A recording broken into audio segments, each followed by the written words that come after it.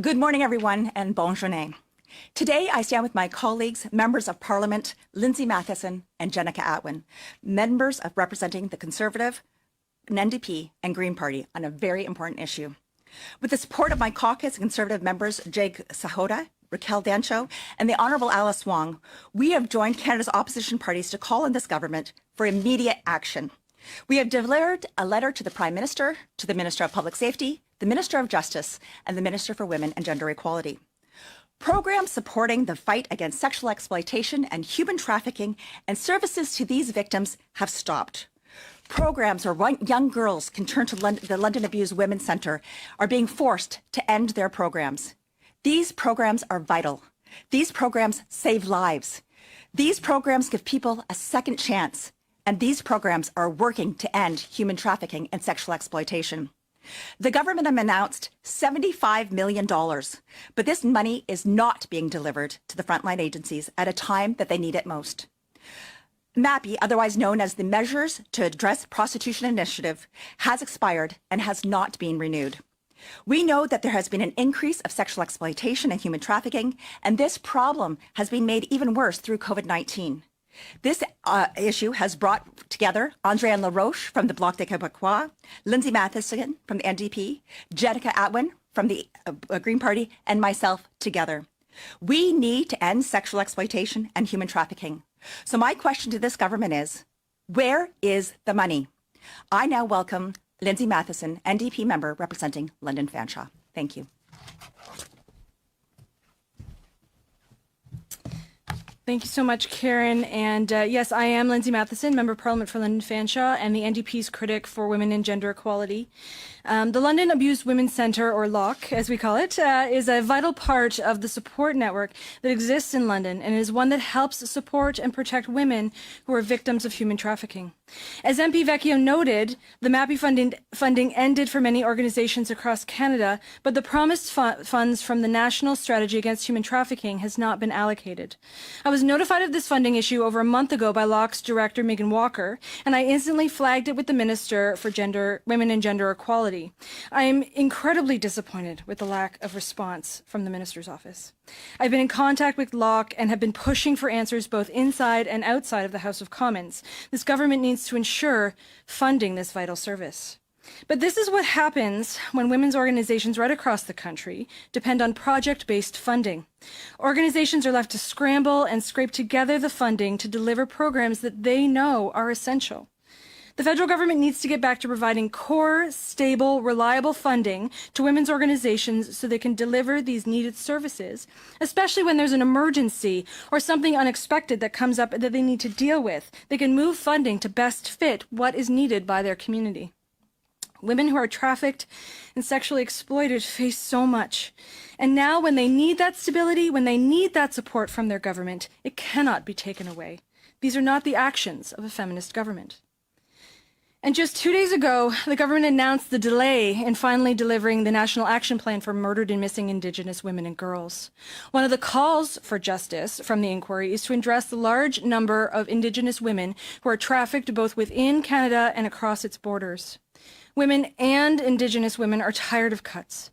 They're tired of the excuses and they're tired of delays. We need action now. And just to wrap up, a few months ago, I had the pleasure of attending a local community meeting of people working to support women involved in human trafficking. And I spoke to a few of the folks that are working on those front lines supporting Indigenous women who are trafficked. And I asked, how does this happen? How does this first start? And they said, you know, while every story is unique, often women in these situations, they know their abuser. They know the person, and they are the first person to tell them that they're special, or to tell them that they are loved, or to tell them that they're beautiful and supported. And that's how they can be pulled in. So we need to make sure that programs are in place to support women and girls in their escape and their recovery, and ensure that they know that they have options and that they are supported. Often women don't feel that they have those supports and that they don't know that they can make different choices. They believe that they have nowhere to turn. That's why these programs are so important. It makes sure that they have somewhere to turn, and it makes sure that they have somewhere to go. So I'd like to now welcome my colleague Jenica Atwin, the MP for Fredericton and the Green Party. Thank you. Thank you much, and Thank you very much. And I want to thank my colleagues for this very important initiative. And I think it speaks volumes that this is kind of across party lines. So it's incredibly important to us, and I'm very proud to be here to speak about it today.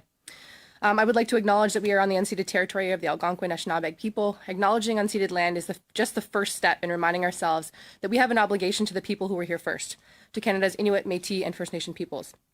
One of those obligations is to confront the history of racism that has made Indigenous women and girls particularly vulnerable to abuse, exploitation, and trafficking. The ongoing impact of residential schools, combined with the racism inherent in our legal and justice systems, has meant that too many Indigenous women have been trafficked and sexually exploited. Too many of those are now missing and murdered. 95% of the victims of human trafficking are women and girls. A full 26% are under 18.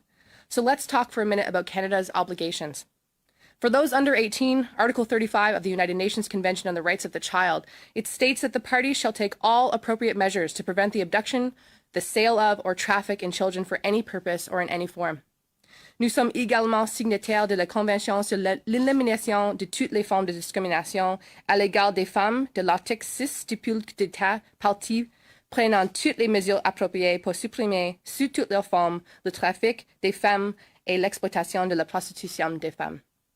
And to come back to our obligations towards Indigenous communities, under the United Nations Declarations on the Rights of Indigenous Peoples, Article 22 states that parties shall take measures in conjunction with Indigenous peoples to ensure that Indigenous women and children enjoy the full protection and guarantees against all forms of violence and discrimination.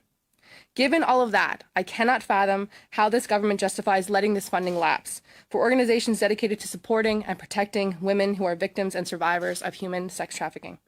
This is why I am pleased to stand with my colleagues across party lines to encourage this government to reverse their decision. Thank you very much. Thank you very much, and we're willing to take questions now. Thank you. We'll now go to questions. We'll start with questions on the phone. We'd like to remind reporters to keep it one question, one follow-up. Operator, do we have a first question? Thank you. Please press star one at this time if you have a question. Veuillez appuyer sur étoile 1 maintenant pour poser une question. Our first question, notre première question est de Catherine Lévesque, la presse canadienne. À vous la parole, please go ahead. Oui, bonjour. Hi, everyone. Well, just a first quick question. I thought the Bloc Québécois was also supposed to be at your press conference. Do we know what happened with that? Thanks very much for asking. And we have worked very, very closely with Andréanne Larouche, who is the NDP critic for women and gender equality. Bloc. Did I call? Oh, I'm so sorry. I apologize. We have worked very, very closely with Andréanne Larouche from the Bloc. Unfortunately, we do not know her whereabouts today. We have been trying to connect with her, but she is very, very supportive of these measures, as well as members of the party. Thank you. Okay, great. I just wanted to get I appreciate there, but, that. Okay, so I guess my question would be, we know that this COVID crisis has affected women in particular in all aspects of the crisis. I was wondering if you all agree as well that the response for the crisis should also be adapted to this reality. Well, I'll start off with that question, if you don't mind, and we'll all be taking turns recognizing social distancing. We know that when the programs were put forward, gender-based analysis was not completed on some of these programs, including the Canadian Emergency Response Benefit. I question whether any of the COVID-19 responses has taken on that unique lens to see how has this impacted women differently. We know that looking at the sectors, including hospitality and the travel sector, many part-time employees, these are all women. So those are things that we have to look at, and how, as we're moving forward and hopefully outside or out of the COVID-19, how are we going to address these issues? I am urging the government to make sure that they use the gender-based analysis lens on this as they're moving forward with any of the programs, and recognizing that there are challenges not just by your gender, but also regional differences and the demographics. Thank you. Absolutely, and I just want to reiterate too what Karen said. It is really key that we recognize the huge impact that COVID-19 has had specifically on women who are marginalized in every way, women with disabilities, living with disabilities, women who are Indigenous. All of these things, they come into play, and the government has absolutely a responsibility to deal with this. But it's also one of the reasons why I want to emphasize so much that we need to return to longer term funding to a longer strategy, this core funding that organizations used to be able to rely upon so that it's not project-based. So we've seen the end of one project, but there is no continuation. And so these organizations are left to scramble trying to put something together, especially in these times. They don't have the ability to respond to unprecedented emergencies and things like a global pandemic. And so that's why I think that's really key in terms of that core long-term stable funding. And if I could just add, it's also important to have a race-based lens when we want to collect data on what's happening with COVID-19. We stand here in a position of privilege, and I think it's really important that we acknowledge that. But we're using that position of privilege now to voice, our concerns over this, and we hope that it's being heard. And it certainly is about that core funding. Organizations are direct service providers. They play such a critical role in our communities, and just again, it's disheartening to hear that such a critical service is being cut. So you're absolutely right. We need to consider how this affects women in particular, but certainly women of color and in a minority status situation in our country. Thank you very much. Opératrice, prochaine question. Thank you. Merci. Once again, please press star 1 at this time if you have a question. Veuillez appuyer sur l'étoile 1 maintenant si vous avez une question. We have no further questions registered at this time. Back to you. Oh, we do have a question from Catherine Lévesque. Perfect. From La Presse canadienne. Please go ahead. Perfect. Hi, me again. I just wanted to ask my second real question because the federal government has announced that it's going to delay the National Action Plan on missing and murdered Indigenous women. So I was just wondering what your reaction was to this delay, and should this action plan, really focus on human trafficking? Well, I guess my question is, what would you like to see, given that this action plan will be delayed?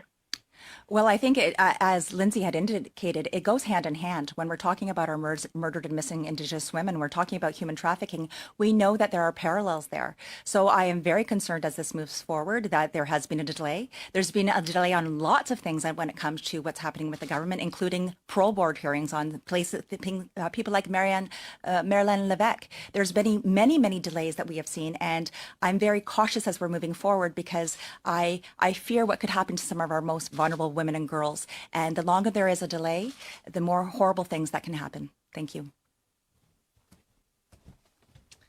So for me, it's completely unacceptable to delay the action plan on implementation of the recommendations for the missing and murdered Indigenous women. We've seen how creative we can be in Parliament. We've started our hybrid version of the COVID committee yesterday. We can meet by Zoom. We can call each other. There's no excuse to delay this plan. Those who are involved in what was supposed to be the action plan should still undertake that very important project. And so they owe it to not just, Indigenous women and girls across Canada, but all Canadians. It shows that we have a commitment to this as a very serious issue in our society, and there doesn't need to be a delay because we can't meet in person. So it's unacceptable to me. Thank you. Catherine, une autre question peut-être? Ou t'es correct? Oui, je vais en profiter. Vu que je suis là. Une dernière. Oui, absolument. So just a last little question. I guess it's interesting because all the opposition parties today are brought together on this same issue. I was just wondering if maybe the leaders from your parties could learn from this collaboration, moving forward with the virtual parliament, hybrid parliament. Thank you for that. I think that I'm certainly very proud of the work that the New Democrats have done, working together with the government, working together with other opposition parties as needed to ensure that Parliament continues to function and that we get the equal representation across the country, to really move forward on some of the really key supports that we are so proud that we can be a part of to provide for Canadians, the expansion expansion of the CERB supports, the increase of the wage subsidy, certainly our last ability to, that just happened this week, to get the government to provide far more supports for persons with disabilities, and of course the 10 days of sick leave. That was us working together, our leaders coming together to work with the government and others to provide those real solutions for Canadians. And I do believe that it is important, and it is absolutely true that, and I'm so grateful that I have these wonderful women to work with, both close by and across the country, to really bring forward some of the key things and the key issues that are hitting women during this crisis. In terms of the murdered and missing Indigenous women, I didn't have a chance to address that, but absolutely this is something that the report was promised to be enacted after the year. The 231 calls for justice have to be implemented. We have to have movement on that, absolutely. Too many of these women continue to suffer such injustice, and the families suffer horrible pain and sadness, and the government has a responsibility. It has acknowledged that, but it has a responsibility to come up with real action on this. And there is no excuse. They have the tools. They have to be maybe a bit more creative, but we've shown that we can do that, and we need to move forward. Thank you, and thank you for that question. And, even throughout the election, I was so excited by the prospect of a minority parliament. For this very reason, it just shows that a diversity of voices coming together with shared values can really send a powerful message to Canadians.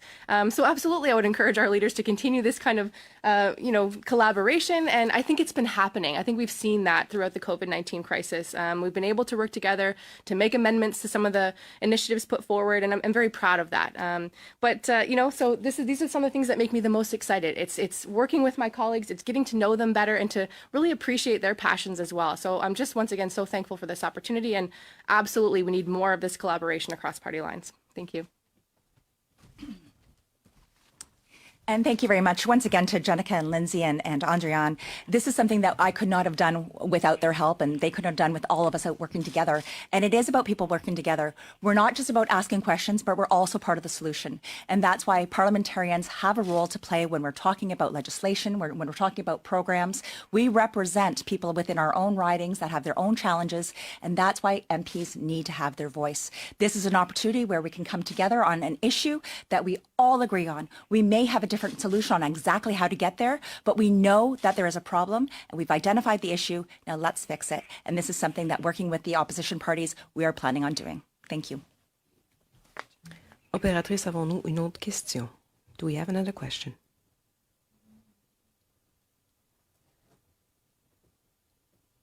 Opératrice, do we have another question? Yes, we do. It's from Sauer Bogdan from 980 FPL Global News Radio, London. Please Welcome, go ahead. London. Hi. So the London Abused Women Centre, and I think the other organizations, were given the impression when the one program ended that funding, they were told to apply to another program, and then obviously there's been a delay. But do we have any idea about why there was that time lapse? Because I think they were under the impression that that wouldn't be happening. Absolutely, and thank you very much for that question. There is a Victims of Crime Fund that back in November, I know that London Abused Women's Centre, that was something that they were directed to and applied for. Unfortunately, the eligibility for those types of services that the London Abused Women's Centre work on, those aren't part of the eligibility criteria of those programs. So the human trafficking money that they were led to believe had been put into that crime fund was not there. Following this up further and further, we know that the minister is working with the provinces, but right now they are working with the provinces, meaning that there is a delay. So on March 31st, when this the MAPI program ended, the funding for human trafficking and sexual exploitation ended as well by the federal government. Some of the provinces are trying to pick them up. And I know in the City of London, with Megan Walker and the incredible support that she has, the community has to come together to help fund it for one more month.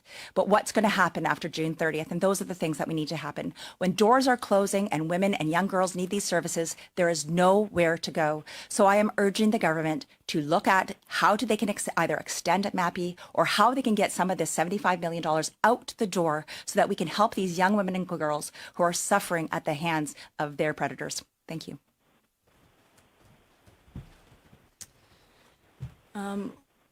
To add what Karen had said, yes, so one of the issues too that comes into play here is that the Liberal government just before the last election announced $75 million to the national strategy against human trafficking. And so a lot of these organizations thought too that funding was available for them to continue on the amazing work that they do. And I know that when the London Abused Women's Centre contacted me, they had been trying to work through contacting as many ministers and departments as they could, trying to figure out how they would have an extension of this funding. And they were not responded to. They were given sort of that cold shoulder, and they weren't being given an explanation. So they reached out to members like myself and Karen in the area to see what we could do. And that's when we also tried to get answers out of all of those ministries. But unfortunately, nothing came forward. And again, at the very last minute now, they were scrambling. They didn't have the ability to go beyond that specific project funding. And now they're left. And I'm so grateful that our community did come together to try and provide that extension, but it is up to the government, it's incumbent upon the government to ensure that they have those funds and that core funding to stabilize these amazing programs that exist. A follow-up? Do you have a follow-up? Yeah, obviously in London especially, our community has come together and they've extended it for a month. But is there anything the government can do, or is there any interim support available to help these programs that will eventually run out of money fairly quickly while they wait to hear about the new funding stream? We haven't been told by any of the government ministries or departments what they have planned to do. Absolutely, they have a lot of tools at their disposal to ensure that the programs continue. My key concern, too, is that once a lot of those amazing people who deliver those programs are let go, if the funding isn't available soon, those people will have to move on. They'll have to find other jobs, and they'll have to abandon those projects, and to restart them up after so long will take time. It'll take a lot more money, and again, you're leaving really vulnerable women and girls without a place to go and without a place to turn to. So I think that the government has a lot of options to be able to put forward what is needed in the interim to ensure that those programs do not lapse, but it is up to them to actually respond and do the right thing. And Karen Vecchio back. And specifically when we're looking at those programs, I know that the London Abused Women's Centre, as well as all of the other organizations, have not left a stone unturned. They have been looking for these programs. They have been reaching out, as Lindsay said, to the ministers, to the members of parliament in the London area. And that is part of the issue. There is not an envelope that will help these organizations through this very, very difficult time. And we have time for one last question on the phone if we have any. Operator, do we have a question? We do have a question from Émilie Bergeron de l'agence QMI. À vous la parole, please go ahead. Hi, I would like to know, with hybrid parliament, with the motion that passed, it is now possible to address other topics than just the ones directly linked to the COVID-19 crisis. But the focus is still pretty much on the pandemic. So do you fear that some issues regarding women are tossed out and still not addressed? Thank you very, very much, and I appreciate that question. I know Motion 7 came out the other day, and I had debated saying that we need to resume Parliament so that we can have these debates that are outside of just COVID-19. Because as COVID-19 is this, human trafficking continues to exist. They just doesn't stop because of the pandemic. If anything, it gets worse. I know that as the Shadow Minister for Women and Gender Equality, I am urging this government to have the Committee of Status of Women to meet. We know that there are so many issues that are happening with women right now, whether it's the economic issues, the violence issues, childcare, all of these different things that are landing on the shoulders of families and specifically women. I can speak for myself being a mother and also being a daughter. It has been a very, very trying time. I'm a very fortunate person and I have a very solid family, but at the same time, I know the challenges that I have faced. I can't even imagine if I was a woman of abuse, the challenge that extra layer to it. I cannot even imagine if I did not have a home to go to. All of these things, there needs to be some solutions, and we need to continue to debate these. We need to continue to discuss these, and I'm truly hoping that the Prime Minister and the government recognizes that at a time of COVID-19, that women's issues must be addressed, and I hope that they will reconvene the Status of Women Committee so that we can discuss these really important issues that are impacting women every day. Thank you. This is Lindsay Mathyssen. One of the things that we were able to negotiate in terms of the hybrid parliament was, in fact, the ability, like you had said, to talk about things other than simply COVID. Obviously, it's on top of mind for everybody. It impacts every aspect of what Canadians are going through right now. But I know that I've certainly been bringing up in Parliament, and my colleagues have been doing a fantastic job in the virtual sittings of the COVID committee. We will continue to bring up all of these issues that impact women, that impact all of their constituents across this country as we can. We have a lot of other tools at our disposal to work, to communicate with the government, to try and get results. Press conferences like this are one of them, and certainly working together, continuing to put pressure on the government is a responsibility that we have, and I will not stop. I will not let this issue go. I know certainly that my other colleagues here will not let this go. We will continue to fight for what's best for our constituents. Jenica Atwin here.